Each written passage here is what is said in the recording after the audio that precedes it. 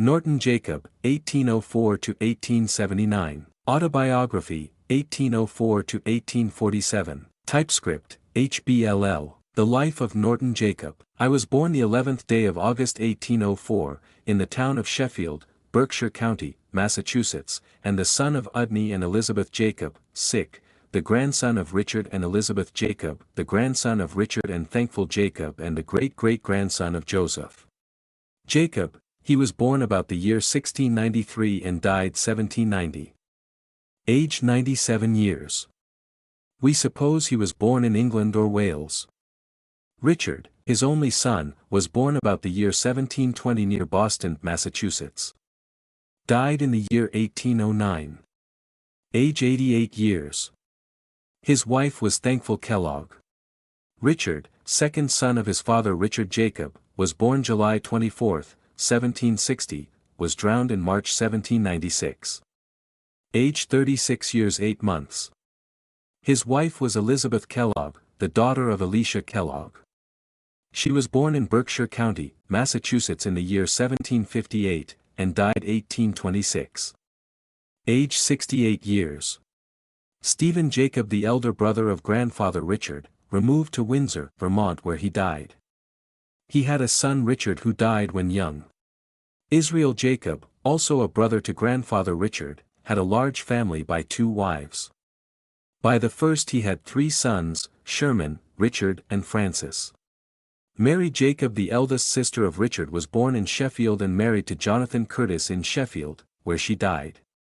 She had 3 sons, Abijah, Joseph and Josiah, who are all dead. They had 6 sisters, Amanda, Thankful, Ara, Sabra, Pamela, and Adelia. Amanda married Isaac Rice in Sheffield. Keziah Jacob, also a sister of Richard, was born in Sheffield and married there to Captain Aaron Trowbridge. Had 1 son, Richard June Trowbridge, 1 daughter Polly. Thankful Jacob, also a sister of Richard Jacob, was born in Sheffield and married there to Benjamin Franklin Holmes. She had 2 sons, Richard and William. 1 daughter Elizabeth, who was my nurse. Her husband's name is Weenies. He lives near Hudson, New York, 1829. Udny H. Jacob, eldest son of Richard Jacob Jr.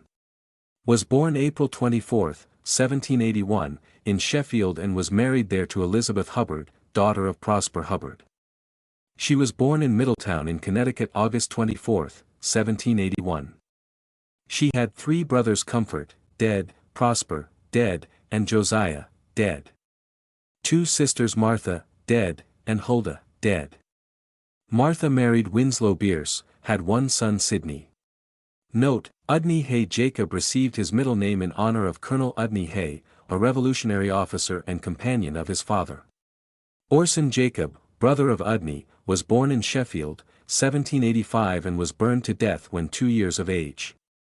Stephen Jacob, also brother to Udny, was born in Hampton, Washington County, New York, 1789. Died in Newburgh. Age about 33 years. Had 1 son Richard. Elisha Pelham Jacob, youngest brother of Udny, was born 1793 in Saratoga County, New York, town of Half Moon, and Urilla Jacob, eldest sister of Udny, was born in Sheffield, December 2 in 1782, married in Saratoga County, New York to Daniel McClelland. Had 3 or 4 sons. Richard, William, and Urilla is dead.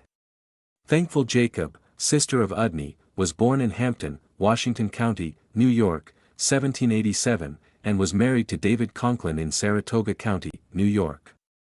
Had several sons. John, dead, ___________________. Eliza Jacob, sister of Udny, was born 1791 in Half Moon, Saratoga County, New York, was married there to Samuel Luckray, died in the city of New York.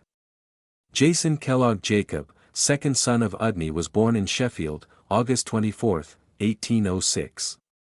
Married in Hancock County, Illinois 1840 to Sarah Thompson, daughter of David Thompson, had 3 sons, Orson, Milton, Richford.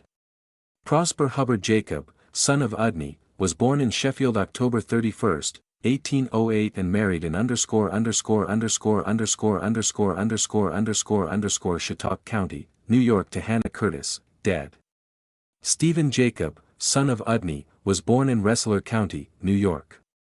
July 30, 1811 and married in Busty to Minerva Ostrander, had 2 sons and 3 daughters, Abram, Marvin, Elisha and Margaret, Mary, and Amy. Elisha P. Jacob, son of Udney, was born in Scipio, Caguga County, New York, May 8, 1813.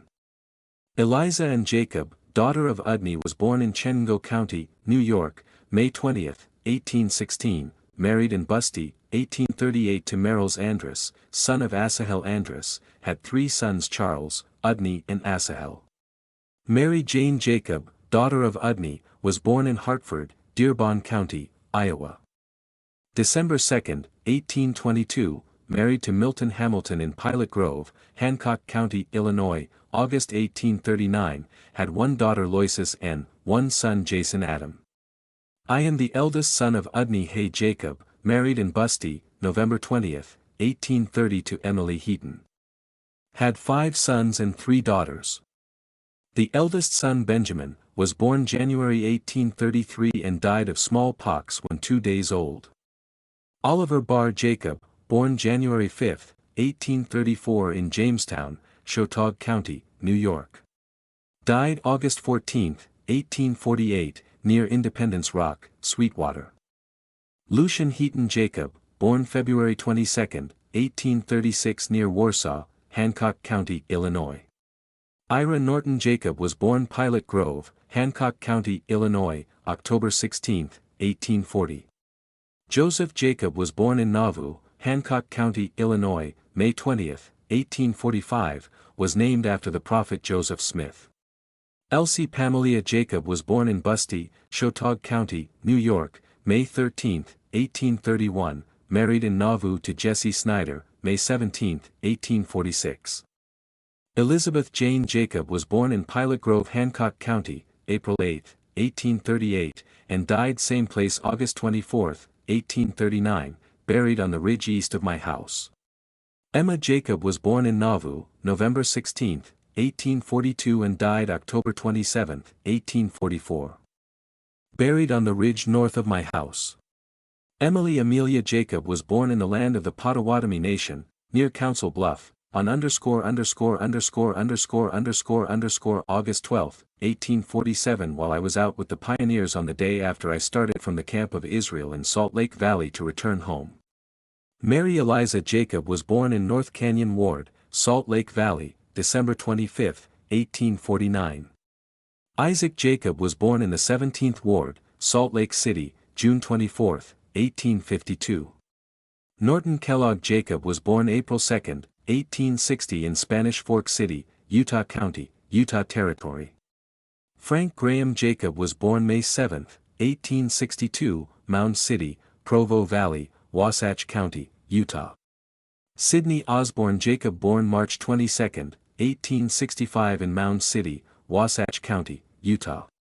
Benjamin Alonzo Jacob born June 18, 1868 in American Fork, Utah County, Utah.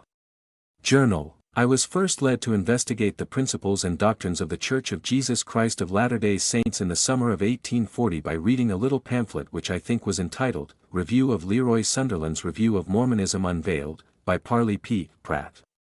In this work there was some important prophecies which appeared to me to be related to those found in the Bible, which led me into a new field of inquiry, for I fully believed the prophets and that whatever the Lord had spoken by them would be fulfilled in His own due time.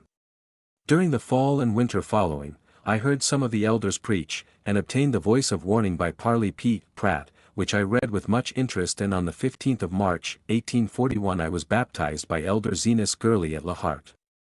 My father, mother, brothers and sisters opposed me violently, and my father said he had rather heard I was dead than that I was a Mormon. I found it was no place for me where I then lived, which was at Pilot Grove, Hancock County, Illinois. I had heard much of the sufferings and persecutions of the saints in Missouri, and a kindred spirit with theirs soon led me to gather up with them to Nauvoo, their new city, the founding of which I had watched with much interest. Owning a small farm with my brother Stephen I sold out my half to him for $250 to be paid in 5 equal annual installments in produce delivered in the city of Nauvoo. I now prepared to move my family there. I built me a house on the prairie 7 miles from the city and moved into it in the fall of '41. I here gathered together materials to build in the city, and the 1st of November 1842 I removed my family to the city of the Saints. I have said that I had watched it form its foundation. By this I mean that I had closely observed the course and proceedings of the principal men, but especially the prophet Joseph, and all tended to strengthen my faith. I was present at the laying of the cornerstone of the Nauvoo temple. A most beautiful day. Was the 6th day of April 1841. There was a splendid military parade and review of the Nauvoo Legion under the command of the Lieutenant General Joseph Smith. There was also present in command Brigadier Don Carlos Smith, a noble-looking young man who not long after fell a prey to the power of the destroyer. John C. Bennett held command as Major General on that day, and after he had formed the troops in treble lines around the consecrated spot, all the general and field officers gathered in within the place marked out for the walls. Not much had been excavated then except about the corners where trenches had been sunk to the depth of the intended basement and filed with rough walls so as to receive the cornerstones which were cut and hereon. 'Twas now about midday, and a countless multitude thronged around the marshalled lines, filed with much wonder and curiosity to know what all this would amount to. Many strange murmurs ran through the waving throng to see the prophet, the master spirit of the glittering scene, mount a scaffold at the southeast corner in full military costume, accompanied by many of his fellow officers and friends, and some pretended friends too. T.C. Sharp was there. Many were detailed from the ranks to hold within the walls the loose horses, and among the rest I held that of T.C. Sharp's, while he with other visitors took his seat beside the prophet. A mean hypocritical human. I believe he here imbibed that spirit of rancor which since has been so freely manifested against the saints, for he envied that majesty and magnanimity which he had not the honesty and courage to emulate. After a lecture delivered by Sidney Rigdon, the southeast cornerstone was laid by Joseph as first president of the church. The multitude now dispersed, and Joseph and his fellow officers and friends retired for refreshments. In the afternoon the other 3 corners were laid in due form.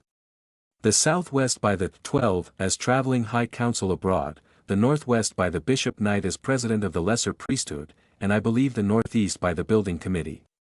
At this conference I was ordained into the elders' quorum.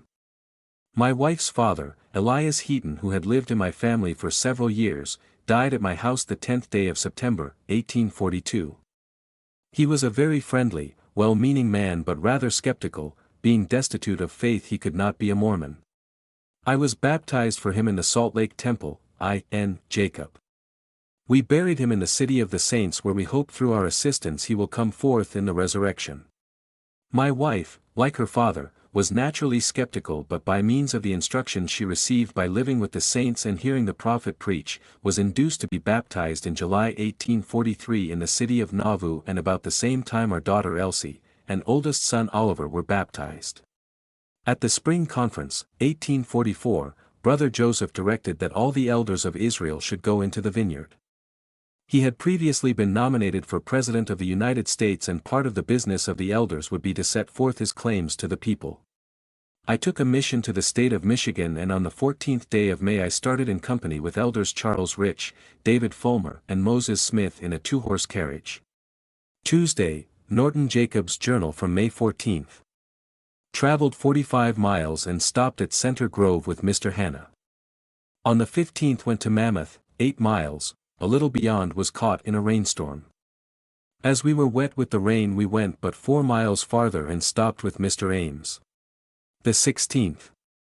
It rained till nearly noon when we passed on through Galesburg to Walnut Creek, 28 miles, and stopped with Mr. Lee. 17th we passed through Providence, 27 miles Indian Town, and 3 miles beyond stopped with an abolitionist. 18th we passed through Princeton, 3 miles journey, 7 miles to J. Weekson's Troy Grove, 18 miles. Mrs. Weeksom is sister of Brother Rich and belongs to the church. In the evening Brother Fulmer lectured on politics, and I preceded him by reading Joseph's views and making some remarks the people appeared well satisfied with. On the 19th, Sunday, we passed on to Ottawa where we expected to find the brethren assembled in conference, but when we got to old Father Langer we found that he thought Mormonism so unpopular, although a saint, that he had sent the conference away up to Newark, a distance of 20 miles on Fox River. So away we went in the rain after taking some refreshments and arrived just as conference was breaking up. Here were 2 of the 12, Wilford Woodruff and George Smith. We stopped at Brother Manchester's with them. On the 20th we still remained here. There was a heavy frost in the morning and in the evening we had a political lecture. I first read the views, when Brethren Fulmer and Smith followed.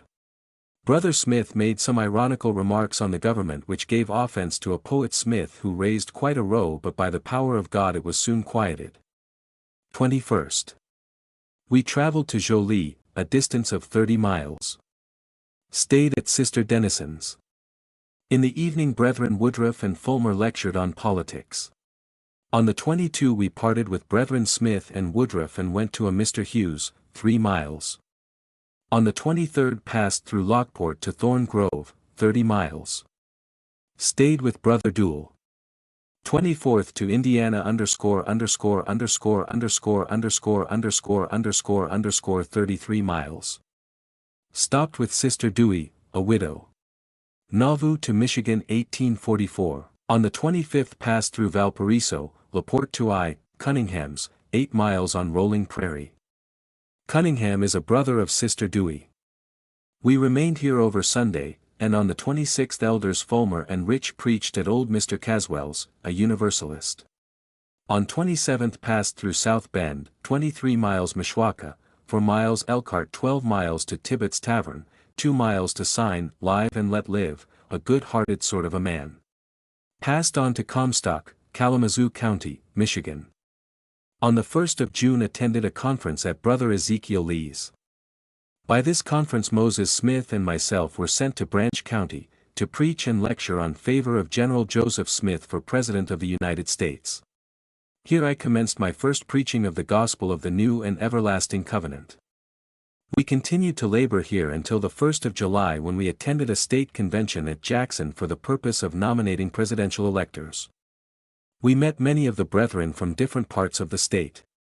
Brother Charles C. Rich presided. We met on the 5th in the courthouse, but a few of the citizens attended. A report had just reached us that our beloved prophet Joseph and Patriarch Hiram Smith were murdered in Carthage jail, but we did not believe the story and proceeded to nominate our electors. Moses Smith returned to Branch County and I up to Oakland County, to exchange our heavy 2 horses for 1 horse buggy. I returned through Jackson to _________ where I met with Brother Zebedee Coltrane at the house of Brother __________ where I tarried several days. On the 15th we held a conference here, when we received a letter from Brother Charles C. Rich in Indiana on his way home to Nauvoo, which fully confirmed the report of the death of the prophets. Brother Harvey Green presided at this conference. I now return to Branch County, where my wife's mother lived, also her sister Lucretia, wife of Ebenezer Mudge. The old lady listened with considerable interest while the others turned a deaf ear to the gospel. I found Moses completely discomfited by the news of the prophet's death, and he could preach very little afterwards till another catastrophe happened to him, which I will relate in due time, while I felt to proclaim with loud voice to priest and people that the blood of the prophets they had slain should most assuredly be visited upon this generation. We continued laboring till about the 1st of August, when we met with Brother H. Green, Crandall Dunn and some 8 or 10 other elders and held a conference in Florence, St. Joseph County. While here the famous James J. Strang and Aaron Smith, brother to Moses, came along with their revelation to gather the saints and build up Verie in Wisconsin. It being a letter purporting to be written by Brother Joseph Smith and mailed in Nauvoo just before his death. The letter carried upon its face the marks of a base forgery, being written throughout in printed characters. The postmark was black while that issued from the office was uniformly red.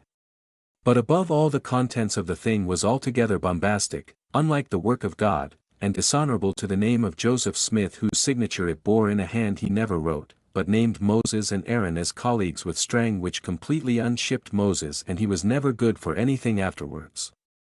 The thing no doubt was framed by Aaron Smith and James Strang. The conference directed them to go immediately to Nauvoo, where was the proper authority to decide upon their pretensions, but Aaron absolutely refused, and so they passed on east seeking proselytes. On the 12th of this month we met again in conference in Gilead, Branch County, where I baptized Pamela, the wife of Esquire Freeman. This was the first person that I had ever baptized. Shortly after this there were some 7 or 8 added to the church in this place. I now started in company with Moses Smith for Nauvoo, bearing a copy of Strang's Revelation. I arrived at home the 24th day of August and found my family well except the youngest, whose name was Emma. Norton Jacob's Journal, 1844, August 24th. I arrived at home in company with Moses Smith and the next day met in council with the 12 when the folly of the Strang revelation was fully made manifest and Moses warned to follow the counsel of the 12 or he would be sure to fall, which has since been verified, for he went off into the woods with him and his property and family are all scattered from him. On October 6, conference assembled in the grove east of the temple when Brother Brigham Young was fully established by a unanimous vote of the whole congregation as president of the whole church. At this conference I was ordained into the 10th quorum of 70s. On the 27th of October, my youngest daughter Emma died of black canker. Towards the close of January 1845 I commenced work on the Nauvoo temple as a steady hand. During the spring and summer I worked constantly, being foreman of all the framing of the roof and tower. On the 24th of May about 6 o'clock p.m. the cap stone was laid on the southeast corner. On the 16th of August I finished framing the tower and on the 18th commenced the Nauvoo house. On the 23rd they finished raising the dome of the tower and all hands partook of a feast of melons in the attic story. The 1st of September there began to be rumors of the mob meeting in several parts of the country of Hancock, and on the 10th day of September they commenced burning house and grain in the South Morley settlement in the south part of the county. They continued their devastations through the week and on Tuesday the 16th the military was called together. As I had command of the 5th Company of Artillery I met with the regiment in the Masonic Hall when it was reorganized, and afterward I reorganized my company having George P. Stiles 1st Lieutenant, M. Larine 2nd, William Burton 3rd, and Charles Dalton, Ensign. We just received intelligence of the death of one notorious mobber by the hands of the sheriff's posse. The name of the one killed was Franklin B. Worrell. On the 17th the Legion was called out. When I attended at the head of my company, on the 18th I was called by Brother Brigham to work on the temple and left my company in command of G. P. Stiles, 1st Lieutenant. A detachment of cavalry was sent out on the evening of the 16th and on the 17th about 2 o'clock p.m. fell in with some of the house burners on Bear Creek. They immediately fled but were pursued by our men and 2 of the mob were shot dead and 1 wounded. Our men were acting as a posse under immediate command of the sheriff. On the same day another detachment was sent out under Colonel Markham, and the next day another strong detachment went under the sheriff and General Miller. On Saturday the 20th the mobbers having all fled across the Mississippi, our troops entered Warsaw in triumph. Sunday Brother Brigham preached very encouraging to the saints. A signal staff being erected on top of the tower, it was arranged that a white flag should be a signal for assembling the troops. This evening the signal was hoisted about sunset. When we were collected it was found to be a false alarm. A horseman having come in from Carthage stating that a mob was in sight which proved to be a delegation sent from McDonough and Schuyler Company, to inquire into our difficulties. 50 horsemen however, went to Carthage under Colonel Markham and on the 22nd a detachment was sent to _____________ and another to La Harte to prevent any outbreak in the east part of the county. On Wednesday the 24th, 40 horsemen were sent for to go to La Harpe.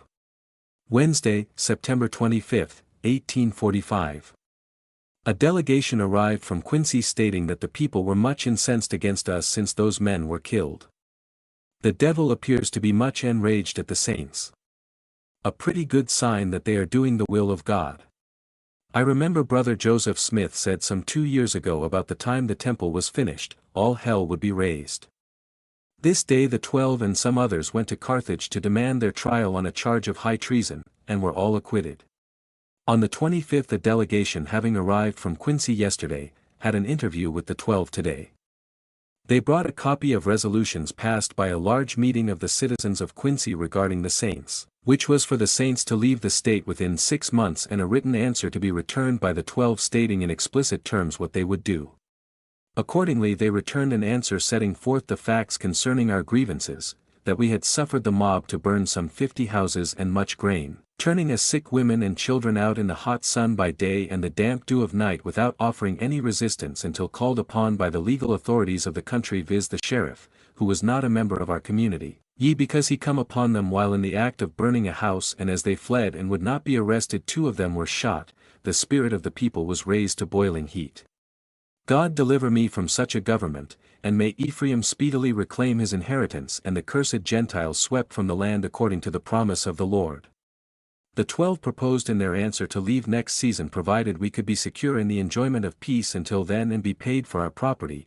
We would then remove to a place so remote that there would be no danger of any more collisions. Father Alpius Cutler proposed to me this day to go with him with my family on an expedition next spring, and I agreed to do so. He was to take 100 families, as also Reynolds Cahoon, Father Morley and Bent are to take 100 families each.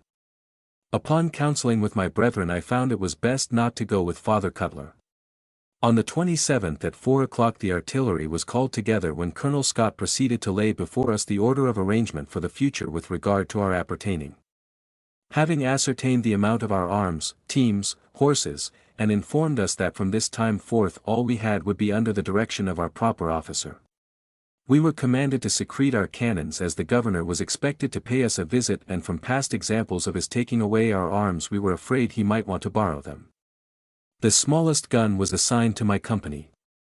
On the 28th news arrived that the governor had sent on troops to assist in administering the law in Hancock County. General J. Hardin commanding, he immediately dismissed all the sheriff's posse that were on duty to return home and issued orders that not more than 4 persons armed should assemble together in the county except his troops. October 5, 1845. It being the Sabbath, meeting was held in the temple, it being now all enclosed. The meeting was opened by prayer by President Brigham Young, when, after he and some others had made a few remarks, Elder Taylor spoke at considerable length on the prospects before us, that peace being now restored we had nothing to do but finish and dedicate the Nauvoo temple and prepare to move in a body next spring, stating that he would feel to rejoice when he had got beyond the bounds of the Christians, for he would not then have to carry his 6-shooter in his pocket all the time as he had since the blood suckers tried to suck his blood in Carthage jail. In the afternoon 4 companies were drawn out, beginning with number 1 under the 12, number 2 under Captain Bent and number 3 under Captain Cutler, number 4 under Captain Morley. They received some general instructions from Brother Brigham, and then 5 teams were drawn out of each company to work on the temple and for the church. On the 5th a general conference of the church met in the Nauvoo temple. Opened by prayer by Brother Parley P. Pratt, and after a beautiful hymn was rendered by the choir, the president made the statement that the first business would be to present the authorities of the church for consideration and approval. When Brother Brigham Young was unanimously sustained as president of the church and of the 12, and the members of that quorum were sustained except William Smith. Objection being made by Parley P. Pratt, when by a unanimous vote he was rejected. Objection was made by Brother Almond Babbitt to Brother Lyman White on account of his separating and not being with the 12. Brother H. C. Kimball said that Brother White was with a small company and no one here was able to tell whether he was doing well or ill, so he proposed that his case be laid over, which was agreed to. In the afternoon we received a rich treat from Parley P.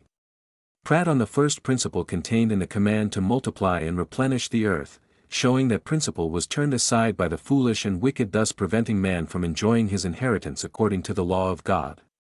Brother Amos Lyman showed the reason why God had dealt with his people in the way he had for the last 15 years is to prepare them and bring about his purposes. In the afternoon the congregation was suddenly dismissed by Father John Smith before it was fully convened, telling them to go home immediately and prepare for the worst. All this alarm was occasioned by some of General Hardin's troops coming in to search for thieves and stolen property, and they found some property which was claimed by Mr. Crawford, who was said to be one of the house burners.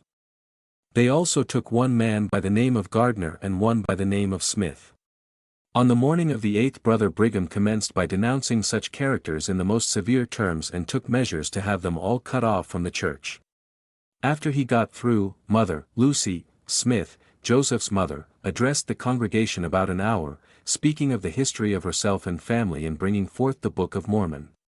She said it was 18 years ago last Monday since he commenced preaching the gospel, being called upon by Joseph to go and tell Martin Harris and family that he had got the plates and he wanted him to take an alphabet of the characters and carry them to the learned men to decipher. In the afternoon passed a resolution that the 12 and all others should immediately settle with the trustees and trust. When after appointing committees to sell property preparatory to moving and appointing William W. Phelps to write 6 school books for the instruction of the children, the conference adjourned until the 6th day of next April. This night I was directed by Colonel Scott to bring my cannon to the north side of the temple, which I did, accompanied by Lieutenant Burton and one of our men. On the 9th the 70s held a general conference in the Nauvoo temple in the morning, and there was also a council by the First Presidency for sending persons abroad to settle up business preparatory to removing in the spring. This night at 12 o'clock I was called to come immediately to the temple. Colonel Scott and 12 or 15 others were there. We went to work and prepared a place behind some large piles of lumber and stored away our 4 pieces of artillery, having heard that General Hardin's posse were coming in from Carthage to demand all the persons that were in command of the sheriff's posse in the late disturbances, that if they were not given up they would immediately make war upon the city. On the 10th I worked upon the ________________________________________________________________________________________________________________ In the afternoon commenced work on the Bishop Whitney's barn. 10 o'clock at night I was called by Agent Repshon to go and notify my company to meet at the temple at 3 in the morning. When we met there and having deposited our arms went home for breakfast. Several regiments were gathered in different parts of the city and remained on the watch during the day. From the tower of the temple with good glasses we were enabled to overlook the prairies for 15 or 20 miles, and not having seen any movement of men during the day, at 10 o'clock at night our regiment was discharged, it being a false alarm. On the 17th I finished the bishop's barn and raised it. On the 18th returned to work at the temple. Replaced the lower girders, they having lain 4 years in the weather and being exposed were so decayed as not to be safe. Sunday 19th. I attended a general conference of the 70s in the Nauvoo temple when I was called to act as one of the 7 presidents of the 14th quorum.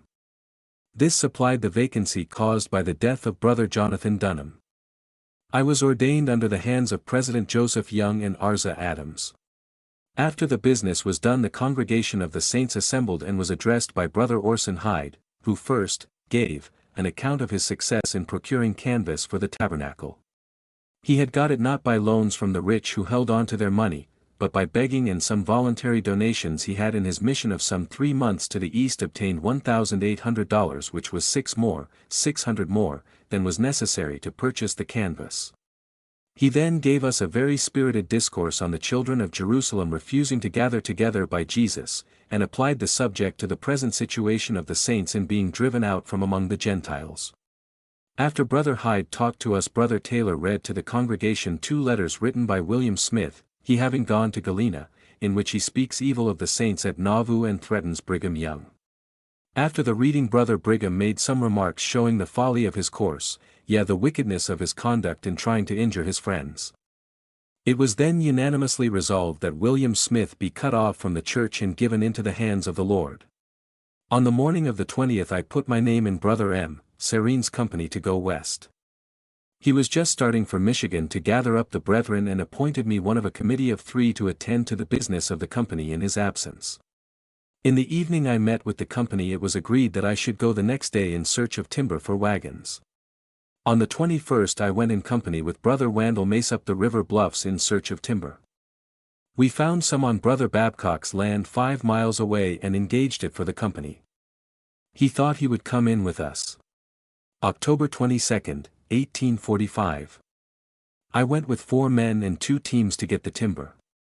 Brother Babcock now wished me to put down his name in our company, which was number 23. 23rd. We still worked getting out timber. This night I was called by Agent Repshon between 11 and 12 o'clock to warn out all of my company to meet at the temple at 7 o'clock next morning. When we assembled, there was few of my men required. The men of my company not needed we dismissed. I continued getting timber till Friday the 31st when I returned to work at the temple. Saturday my father Udney H. Jacob came to my house from Pilot Grove, and in the evening he said he now fully believed this work viz. Mormonism, to be true. Indeed he now knew it to be the work of God foretold by the prophets, but when he was baptized 2 years ago he did not know it to be true. I was much rejoiced to hear this, and it was soon arranged that he should be rebaptized on the morrow. There had been some difficulty in the branch in Pilot Grove which had caused him to request his name to be taken from the record. All was now right. I had frequently told my wife that he would come back into the church, for I had a dream to that effect. The rest of my kindred are as hard as the nether millstone. Sunday, 2nd of November. We went to meeting at the Nauvoo temple. Brother Orson Hyde preached, and he gave transgressors a warning not to go with us to the west in the spring, as the law of God would be put in force against all thieves and disorderly persons. He gave them clearly to understand that they would be dropped out by the way. He was followed by Brother Kimball stirring the people up to finish the temple. He said he had rather go into the wilderness with a pack on his back and his wife with a bundle of clothes under his arms and have the temple finished than to go with his wagon loaded down with gold and the temple not finished. I went with Brother Zenas Gurley in the afternoon to the river, where I baptized my father, and Brother Gurley assisted in confirming him a member in the Church of Jesus Christ of Latter-day Saints. Monday, November 3, 1845. Brother William Weeks, the architect of the Nauvoo temple, requested me this morning to go ahead and put in the truss timbers for the lower floor of the temple. I continued to work at the Nauvoo temple through the week. Saturday evening had a meeting of our company, which was number 23, for the West. The brethren were very anxious that I should go to work in the shop and assist making wagons for the expedition. Sunday I applied to Brother Weeks informing him of their request, but he would not consent that I should go. There was a meeting in the upper part of the temple as the lower floor was taken up. Brother Brigham recommended that the several companies should make out a bill of iron requisite for wagons and send with what money they could raise by Brother Haywood to Quincy next Tuesday. This made it necessary for a special meeting of our company, which when called together borrowed $50 of a Sister Green whose husband had returned to Michigan to sell his property. Brother Rogers took the money to carry to Brother Haywood. Monday the 10th. Upon application of Brother Wandle Mace, Brother Weeks concluded to let me go to work in the shops making wagons. Brother Moses Deming furnished me with $30 to purchase some pine lumber out of a raft just arrived for wagon boxes, $1 of which was mysteriously lost in counting it. On the 11th I commenced, in connection with Brother Mace and others, to prepare a shop for work. On the 15th, in the evening, our company, number 23, met at Tefford's house, when the company was organized by electing Moses Deming Chase chairman of the same, Wandle Mace boss of the wagon shop, and myself treasurer. Afterwards Moses Deming was elected captain of all the teams and William Burton commissary of the company. On the November 17, 1845, Brother William Weeks, the architect of the Nauvoo temple, came to me at the shops and said that I must return to take charge of the framing at the temple.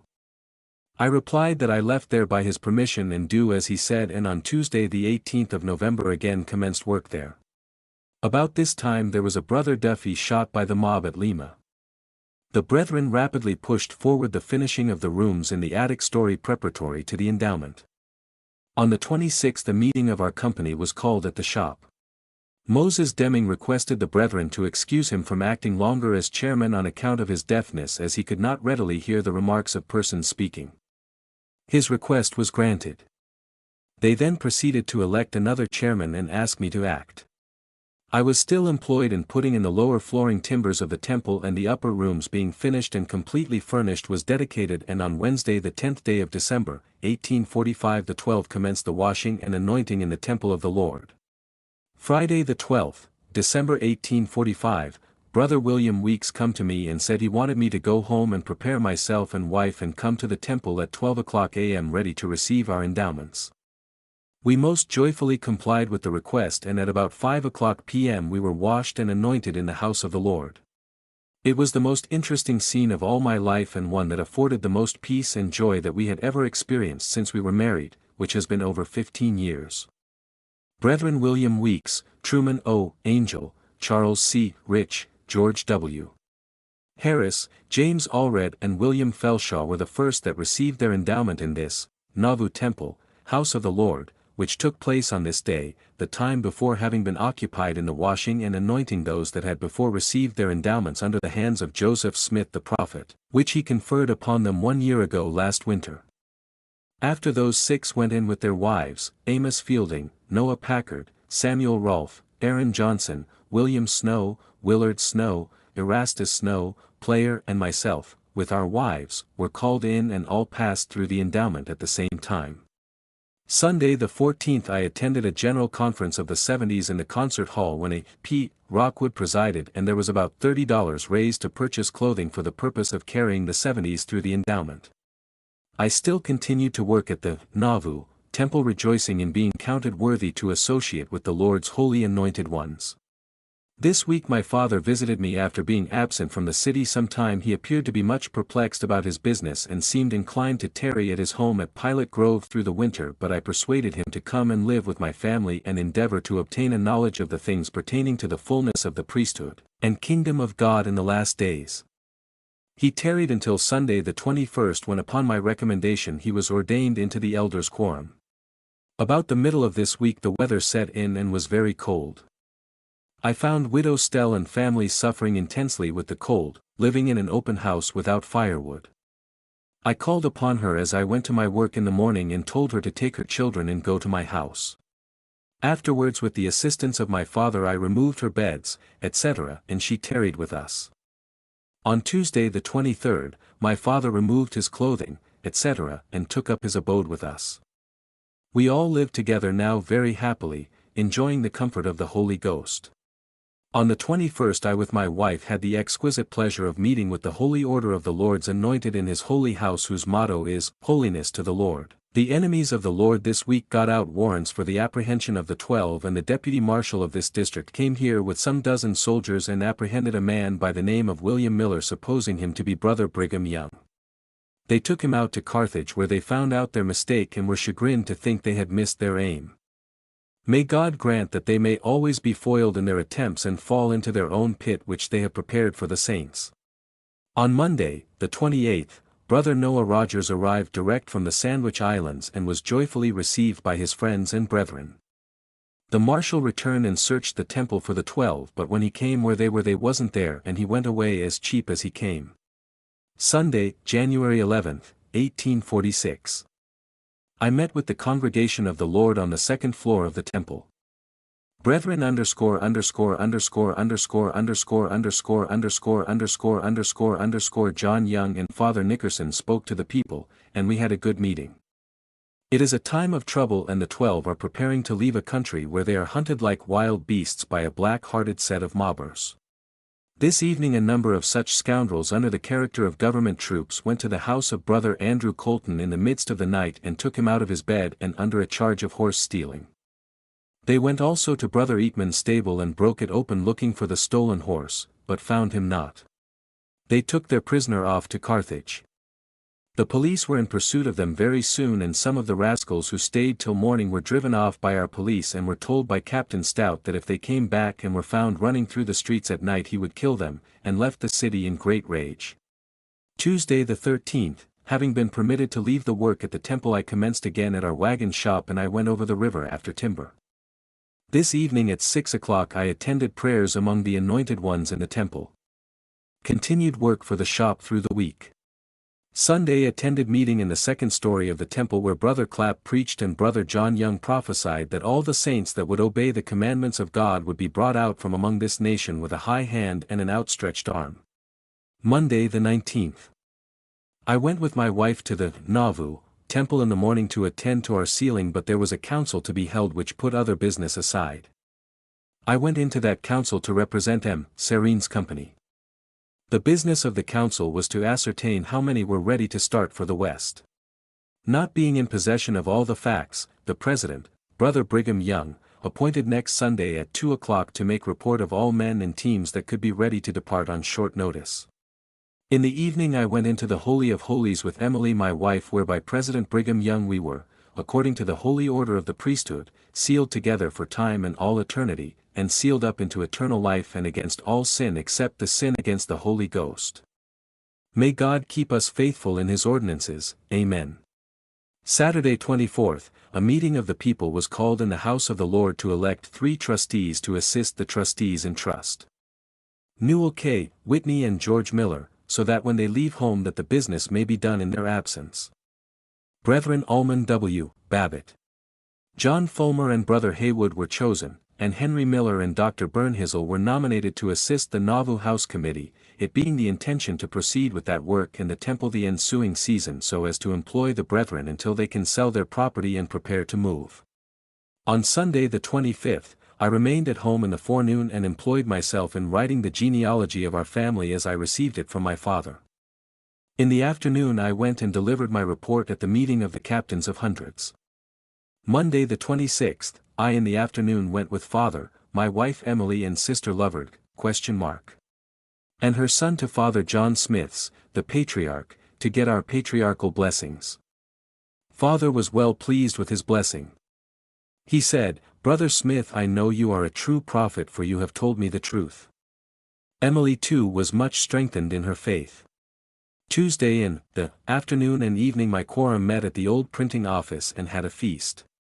Our wives, daughters and mothers partook with us in the festivity.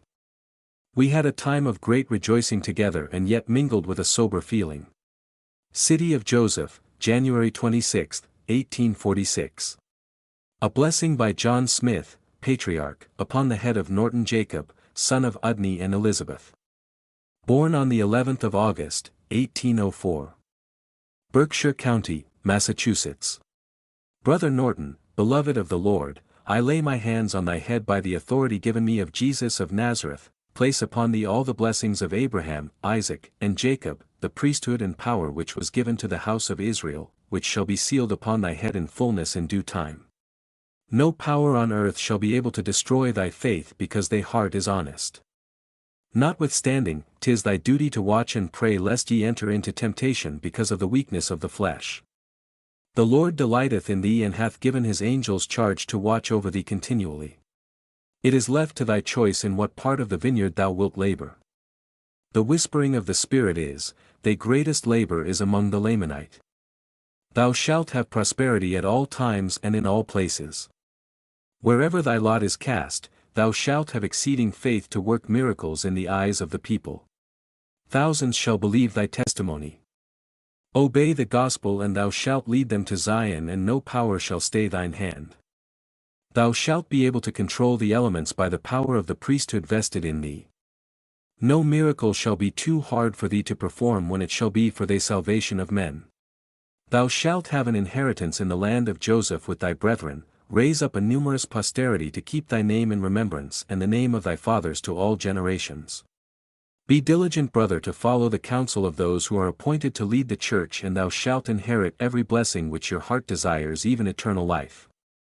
I seal this blessing upon thee and thy posterity in common with thy companion, Amen. A true copy. City of Joseph, January 26, 1846. A blessing by John Smith, Patriarch, upon the head of Emily Jacob, daughter of Elias and Mary Heaton, born November 28, 1810. Chittenden County, Vermont. Sister Emily, by the authority vested in me to bless the fatherless, I place my hands upon thy head in the name of Jesus of Nazareth, seal upon thee the priesthood with all the blessings of the new and everlasting covenant which was sealed upon the children of Joseph, for this thy lineage the same as thy companion. Thou hast a right to all the blessings which is sealed upon his head. For a woman can have but little power in the priesthood without a man. Thou shalt be blessed in thy basket, in thy store, and in all things that you put your hand to do. Thy family shall be blessed with health, peace, and plenty. There shall be no lack in thine house. The destroyer shall not disturb thy peace. Thou shalt be blessed with health and strength beyond all thy fears, even like the daughters of Israel when they were in bondage in Egypt. Thou shalt have the ministering of angels to comfort thy heart. 'Tis thy privilege to have faith to converse with them as with thy friends. Thy children shall increase about thee and become very numerous like Jacob, and be honorable in the house of Israel. None shall excel them. Thy days and years shall be multiplied upon thy head according to the desire of thine heart. Thou shalt partake of all the blessings of the Redeemer's kingdom, worlds without end. Inasmuch as thou art faithful, these words shall not fail. Amen. A true copy. Sunday, 1st of February. There was a meeting in the Nauvoo temple. Brother Orson Pratt spoke to the people. Brother Brigham Young said that Moses Smith wanted to set forth the doctrine and claims of James J. Strang.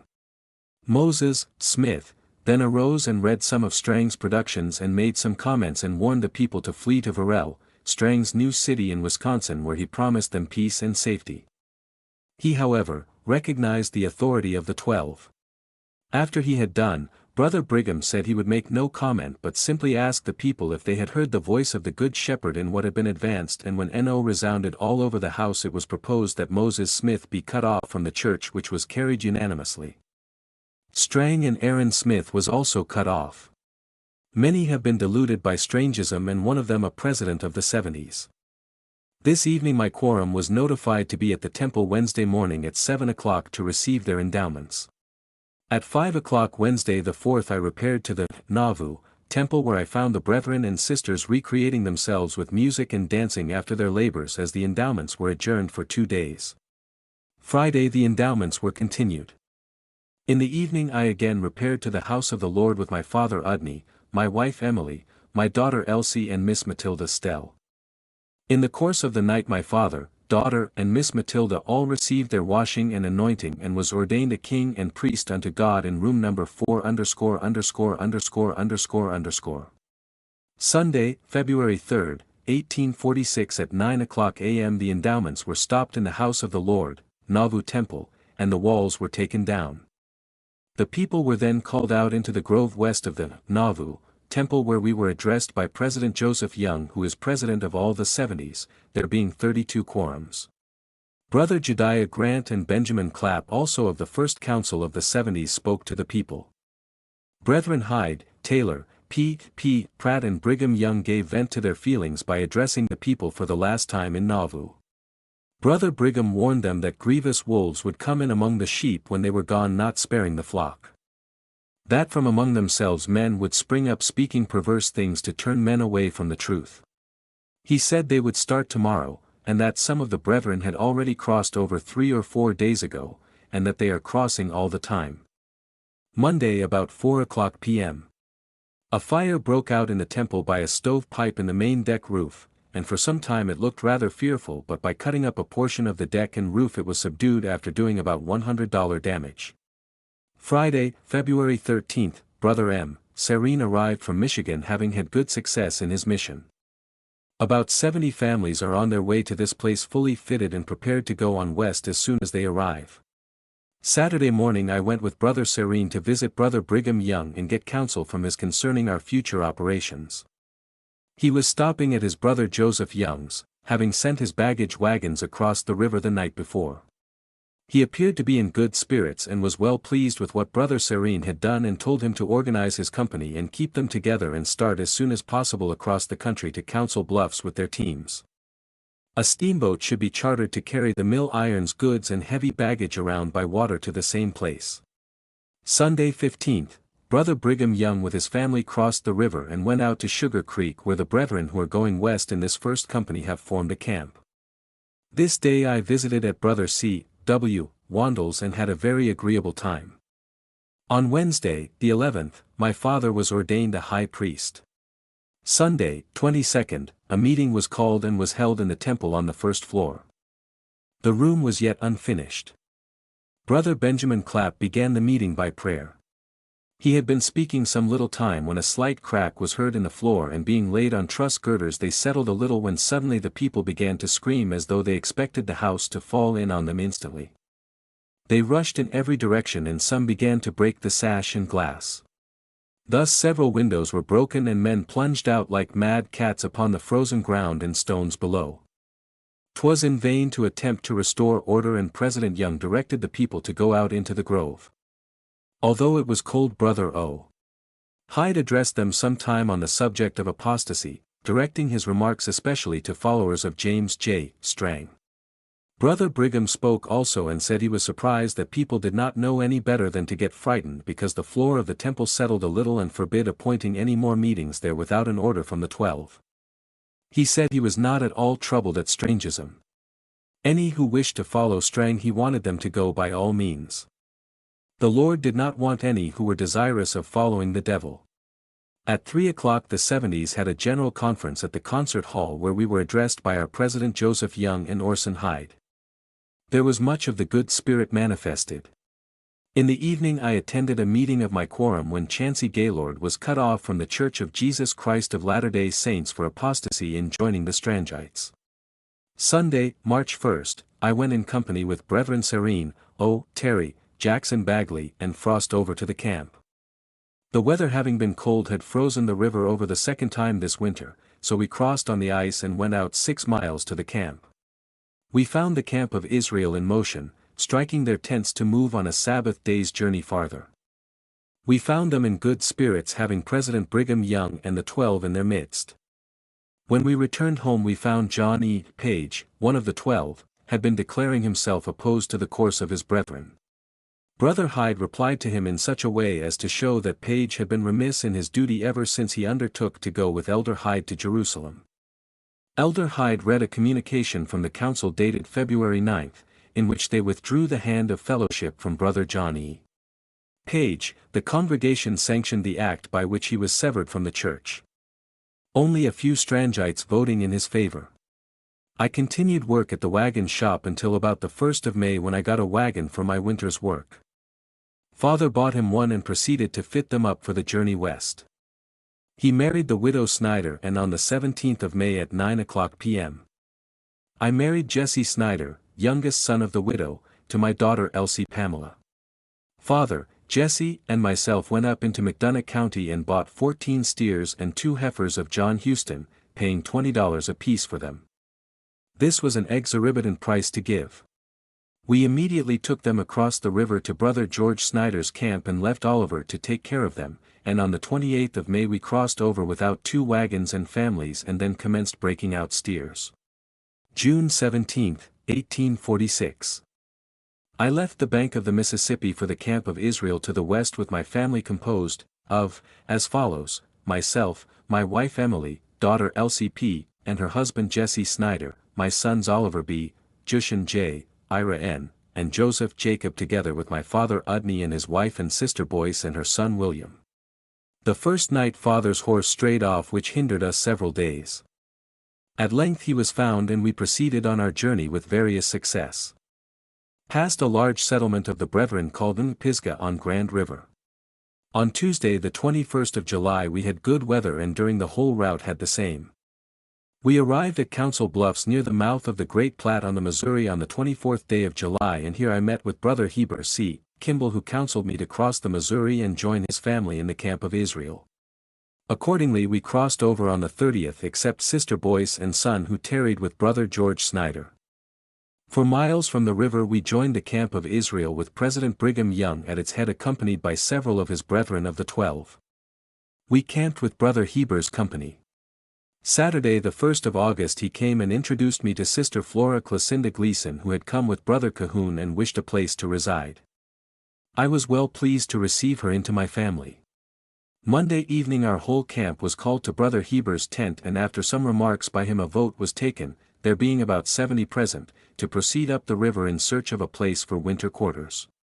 Tuesday we proceeded 6 or 8 miles, and on Wednesday we went about the same and camped near a large body of timber, which was the largest body we had seen.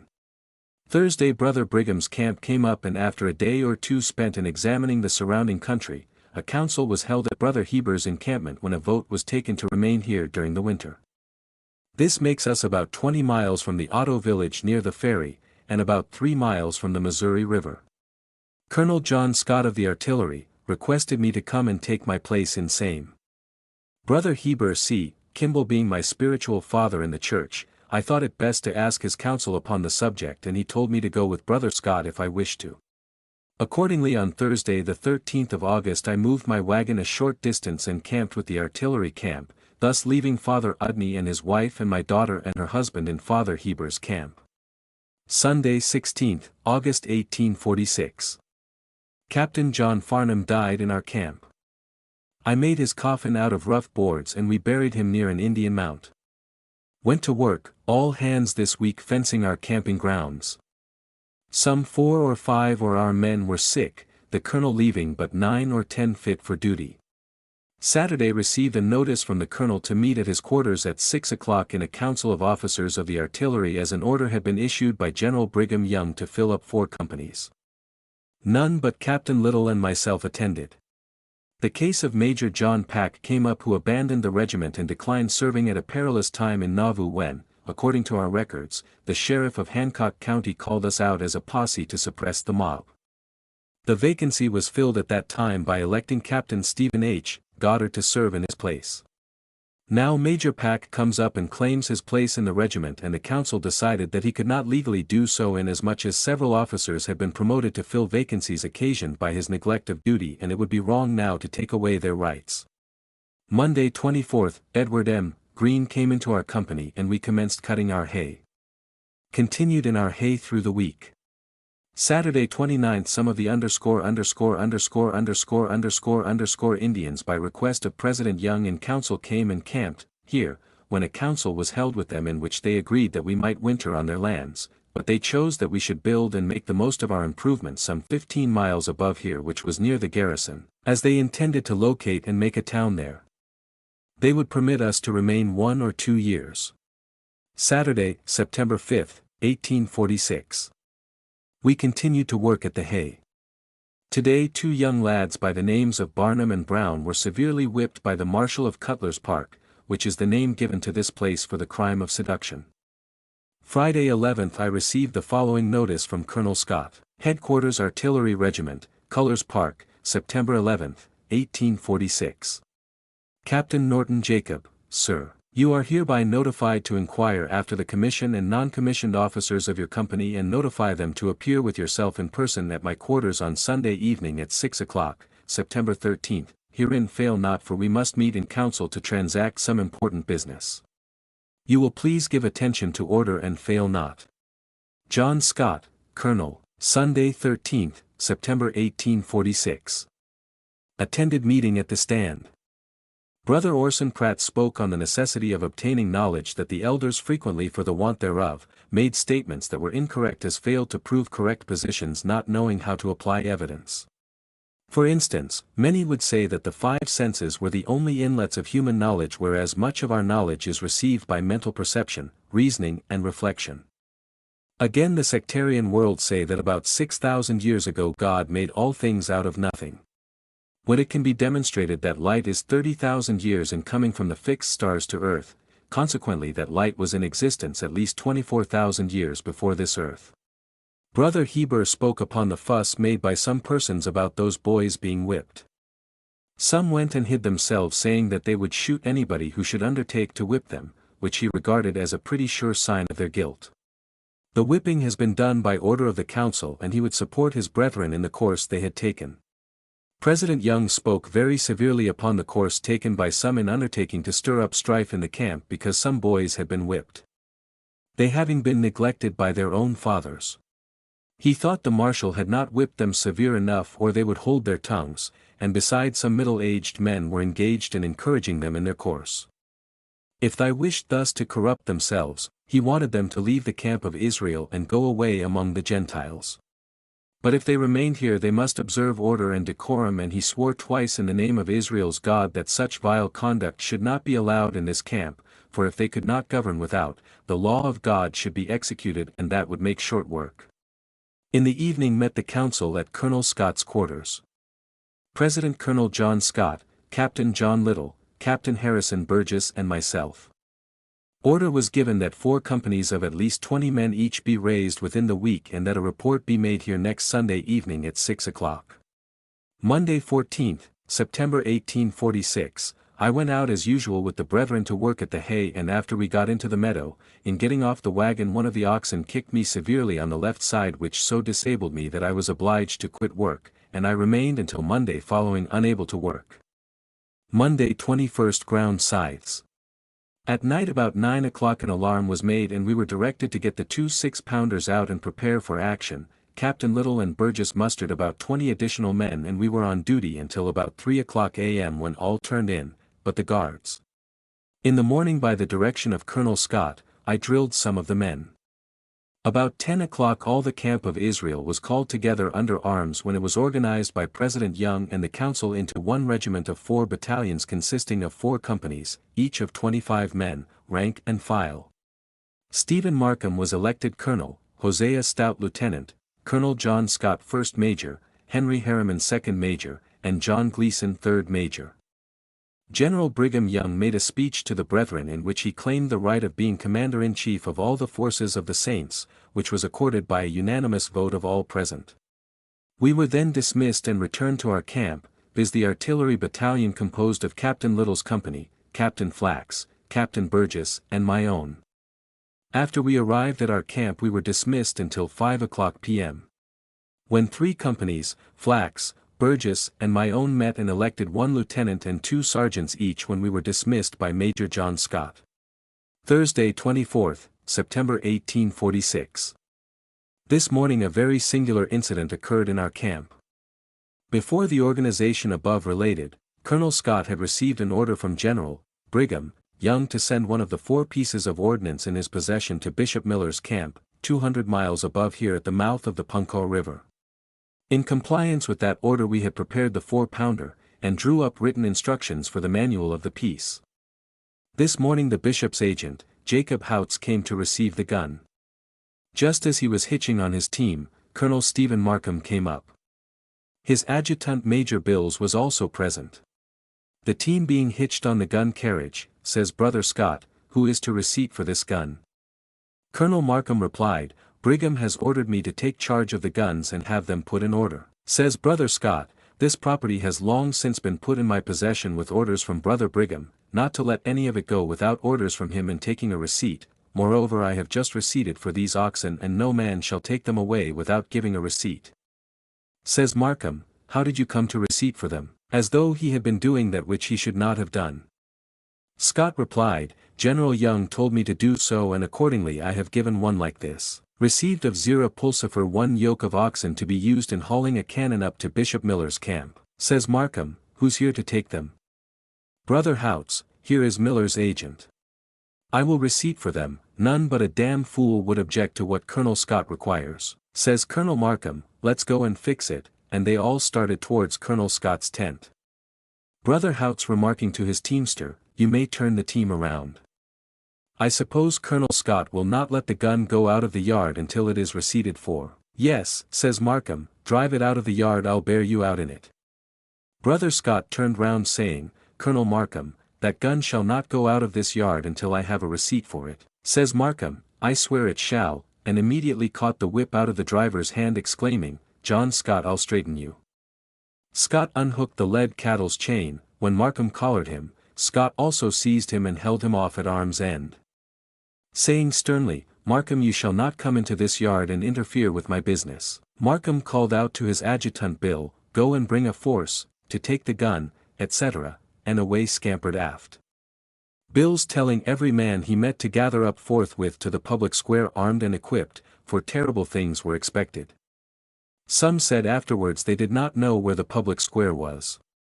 But some 10 or a dozen particular friends happened to think that the little triangular spot occupied by the artillery must be the public square, so on they came with rifle and musket, swords and spear and passed round outside of the yard where they formed a line with their backs towards the mouths of those terrible guns, that the agent sending by one of the general's aides the night after the alarm, commanded Colonel Scott to have the _ drawn out of lest it get wet, when there had been neither shot nor priming in them for the last 6 months at least. It reminds one of Don Quixote's attack upon the windmill, for if those great guns had bellowed, there would have been a deal of wind. But to return to the parties at the gun. They both soon relinquished their hold, Brother Scott remarking calmly, Markham, the thing I require of you is reasonable. Brother Young has given me charge of this property. I don't care a damn for Joseph Young, and nobody else. I'll have a force here to take it, says Markham. I can raise a force too, says Scott, but look here, Colonel Markham, you show no authority from General Brigham Young for the course you are pursuing." Here Markham hesitated a little and Brother Houts again offered to do as he had done before. When all three proceeded directly to the tent, and a receipt for the gun and oxen was made out and signed by Brother Jacob Houts some time before the force under command of Captain Charles Bride arrived, who came without any orders from his superior officer Major John Gleason. Consequently, like fools, they came as a mob and Colonel Markham suffered them to stay as long as they pleased without dispersing or dismissing them until they went away as they came, like fools with their fingers in their mouths. While Brother Jacob Houts hitched onto his cannon again and drove off in triumph. All this happened about 10 o'clock a.m. Some time in the afternoon Colonel Markham came into the yard inquiring for Brother Scott.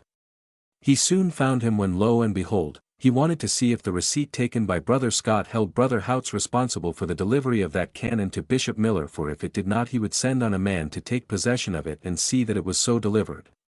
Friday 25th, September 1846. This morning we received intelligence of a hard-fought battle at Nauvoo a week ago last Saturday in which Brother William Anderson, his son and another man were killed. Note, at the time of the organization on the 22nd, General Young said the camp was about to remove down to the river for winter quarters and that he wanted a company of 25 men under the command of some suitable person to reconnoiter the country to the south to search for crossing places on the Elkhorn Platte River and other streams, and also to seek for good places to winter stock so that we might travel in the winter or next spring. 4 companies would have to be selected to hunt and search out countries and places which we had never thought of. He also said that he had appointed Colonel A.P. Rockwood to be his to carry messages and do business for and in his name, to be his mouthpiece. For when sent to do anything he knew enough to stop when he had done it, and but few men know enough for that. Therefore he wanted all the people to receive Brother Rockwood as his mouthpiece. Just as though the command sent by him and the words spoken were spoken and commanded by me. Brother Brigham then called upon the people to sanction it by their votes, which they did. From this and other things that have transpired, I have come to the conclusion that it is the policy and intention to put down every spirit in the camp of Israel that would seek to establish independence, and that Brother Rockwood is to be made an instrument to accomplish that thing, as he is Brother Brigham's eldest son by adoption. Well, I say amen, for there must be less of that spirit before a proper union can prevail among the saints. While Colonel Markham's force were formed in the manner before mentioned in this record, Brother Heber C. Kimball came up and spoke against such a proceeding, saying that the brethren should not let their passions govern them, but act with calmness and moderation. How, said he, could the 12 even get along with their business if they were to take fire at every obstacle that was thrown in their way? In the presence of Brother Kimball and some others, who had also came to see what was going on, a short explanation took place between Markham and Scott, when they mutually agreed that what had passed should not interrupt or break their friendship, and they gave each other the hand of fellowship. But it made quite a stir in the camp of Israel, as officious persons can yet be found among the saints who seek to promote discord and stir up strife. Well, may the Lord reward them for their iniquitous practices, and hasten the time when righteousness and the law of God shall prevail, and tyranny and oppression be purged out from among the people of the Lord, yea, and driven from the face of the earth. Thursday, Friday, and Saturday the whole camp of Israel were in motion, moving down to their winter quarters on the river at the mouth of Turkey Creek, where they have laid out a city on a beautiful site on a high second bottom, and where they intend to build a water mill. Saturday, Brother Scott went down to see Brother Brigham and Heber, to ascertain where they intended to have the artillery camp for the winter. He met with rather a cool reception from Brigham, as those officious persons above alluded to had filled his ears with various false statements concerning the affair between Scott and Markham, but after listening to Brother Scott's defense of his conduct, he appeared better pleased with the course he had taken in the matter. When the conversation was turned by Brother Brigham upon the subject of the post which he wished Major Scott to occupy with his artillery, which was immediately north of the city on the opposite side of Turkey Creek. Sunday some 5 or 6 of our company together with Major Scott and myself took a 2-horse wagon and went down to search out the spot for our encampment. About 80 rods north of the head of Main Street, in small valley well sheltered from the winds of winter by the surrounding hills, we found one of the best springs of living water that has been found in this part of the country, and here we determined to fix our camp. Monday 28th, September 1846. We commenced moving our camp and continued engaged at it for 3 or 4 days. Our camp was now composed of the following named persons: Major John Scott and family, Captain Norton Jacob and family, Captain James M. Flack, Lieutenant Thomas King and family, John Robinson and family, Caleb Baldwin and family, William Robinson and family, Timothy King and family, who had gone on a mission to England, James Keeler, Edward Pugh, Moses Vince, John Grosbeck and family. Brother Scott had some time ago taken a job of work of Presbyterian missionary down at the Odo village which is called Bellevue. Monday, John Grosbeck and family went down to commence said job of work. Tuesday, Thomas R. King and family and James Baldwin went down also. Timothy King went also on Monday. Sunday, October 4th, 1846. I went to meeting over in the city or big camp. Brother Orson Pratt preached a good gospel sermon. In the afternoon there was a business meeting. Brother Lathrop and Hill had just arrived from up the river. They had left their families together with some 8 or 10 others about 70 miles above the place, having broken off from Bishop Miller's camp because of the oppression and disorder that prevails there. They had found extensive rush bottoms where they had stopped, and President Young said it was his intention to send his cattle up there to winter them, and thought it advisable for some families to go up there that those that wished might prepare to winter their stock or the rushes. Monday the 5th. Our moving being accomplished, Brethren Scott, Flack, Keeler and McGaw went down to assist about the job. Before leaving, Major Scott placed me in charge of the camp under the following order. Artillery Camp, October 5th, 1846. Captain N. Jacob, Dear Sir, you are hereby authorized and commanded to take charge of the artillery camp in my absence, also of the battalion if necessity requires it. Yours, John Scott, Major. I was not able to work much this week, by reason of a large swelling under my left arm. Sunday, October 11th.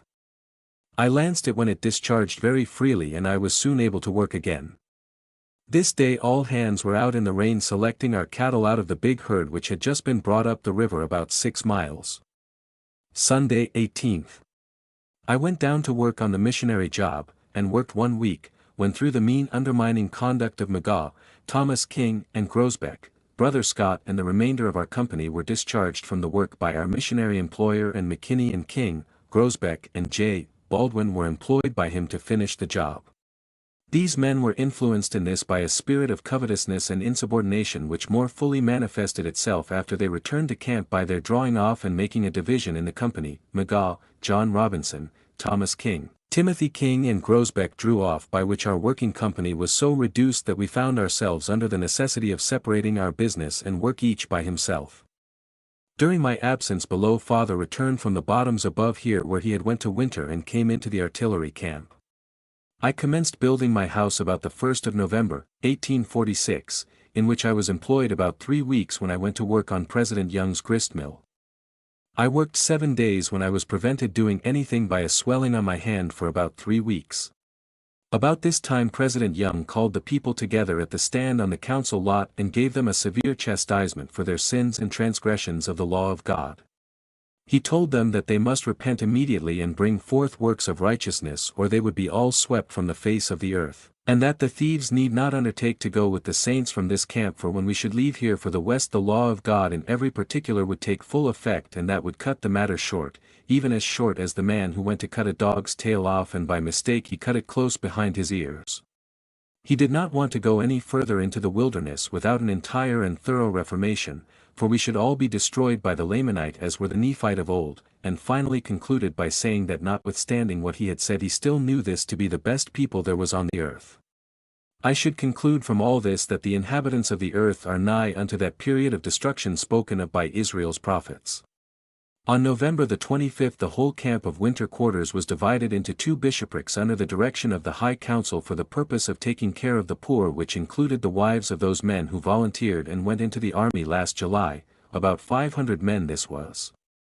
This measure seemed to be a necessity in order to turn away the jealousy of the general government and secure its protection in some degree to the saints. January 14, 1847 the Lord gave a revelation to the Church through the 12 entitled, D.N.C. 136, The Work and Will of the Lord concerning the Saints in their Journey to the West. Let all the camp of Israel be organized into companies of hundreds, fifties and tens with a president and 2 counselors to each company, etc. Under this revelation the camp was organized, and about the 1st of February I was appointed a captain of the 8th, 10 in the 300 or 2nd Grand Division under Heber C. Kimball. About the 1st of March I was selected for one of the pioneers to go and seek out the place where the Lord promised in the revelation referred to above to establish a stake of Zion. On the 15th, in compliance with Brother Heber's counsel, I went down to where Brother Joe Ricks is settled on West Branch of the Nishnabotana to see if I could get any assistance to help me to go with the pioneers. Brother Ricks very readily agreed to send a 2-horse team with me and take care of my family while I should go along with the 12 as a pioneer. Friday, March 26 at 10 o'clock the people were called together by the ringing of the old temple bell, and a special conference was held preparatory to the departure of the pioneers. Brother Brigham chastened the people severely for being so covetous and withholding their means in fitting out the pioneers. Instructed the pioneers to keep the word of wisdom. The following is a return of the 8th 10, N. Jacob, captain in Captain Rounday's company, being the 3rd company in the 2nd Grand Division under Heber C. Kimball. Name, Norton Jacob No. 1. Age, 42. Teamsters 1, wagons 1, mules 1, yoke of oxen 1, meal 150, flour 50, meat 50, 1 chest of joiner tools, 1 2-year-old heifer. Carried with the pioneers 1 peck white beans and some tools. Family, Emily Jacob 36, Oliver B. Jacob 13, Teamster, Lucian H. Jacob 11, Teamster, Ira N. Jacob 6, Joseph Jacob 2. Name, Udney H. Jacob No. 2. Age, 66. Teamsters 1, wagons 1, horses 1, mules 5, yoke of oxen 3, meal 40, flour 40, 1 yearling colt, 1 2-year-old, 1/2 bu beans, 1 heifer and cash $10. Family Louisa L. Jacob. Name, James Goff No. 3. Age, 38. Teamsters 1, wagons 1, mules 1, yoke of oxen 1. Family, Mary Goff 35, Sarah Jane Goff 15, Alicia Goff 10, Aaron T. Goff 6, James Goff Jr. 1, Catherine and Van Vilzer. Name, German Ellsworth No. 4. Age, 31.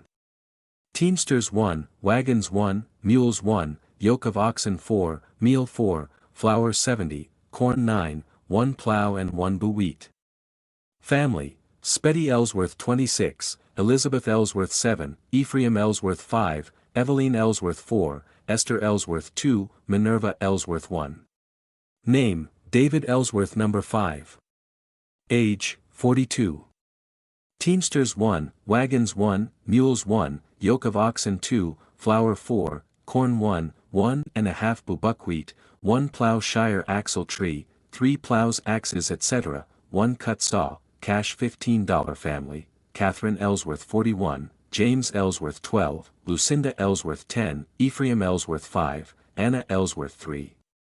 Sent with the pioneers 1 bu buckwheat.